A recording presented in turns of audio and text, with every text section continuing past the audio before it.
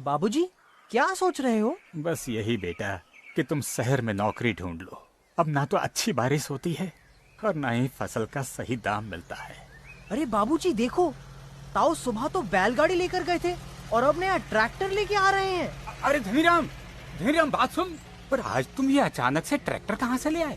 किशोर भैया, ये सब कुछ मैंने पाया है केंद्र सरकार की ई नाम वेबसाइट की मदद से। ई नाम?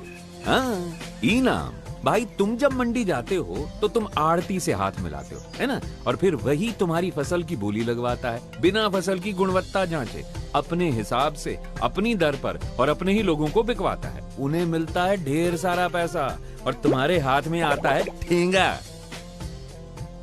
पर जब मैं मंडी जाता हूँ तो मैं मिलता हूँ उस आड़ती से जो मेरी फसल की गुणवत्ता की पहले तो जांच करवाता है और फिर उसके आधार पर मेरी फसल की कीमत तय करता है और फिर आड़ती वही कीमत ई नाम पर चढ़ाता है और फिर सुबह 10 बजे से दोपहर 2 बजे तक इसकी बोली लगवाता है। और हाँ, वो भी सिर्फ अपनी मंडी के खरीदारों में ही नहीं, बल्कि पूरे हिंदुस्तान भर के खरीदार मेरी फसल की बोली लगाते हैं।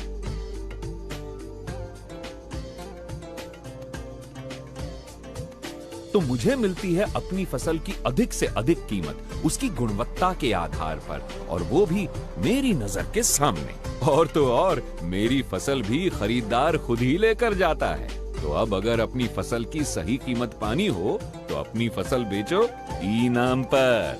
तो एक बार फिर से सुन लो ई नाम के 5 फायदे। पहला, ई नाम है पूरे हिंदुस्तान में। दूसरा, किसान को बेहतर कीमत मिलती है क्योंकि अब उसकी फसल ज्यादा जगह बिक सकती है। तीसरा, ये पूरा तरीका एकदम पारदर्शी है और किसान हर चीज को खुद अपनी आंखों के सामने देख सकता है। चौथा, किसान को समय पर अपने पैसे मिलने की गारंटी।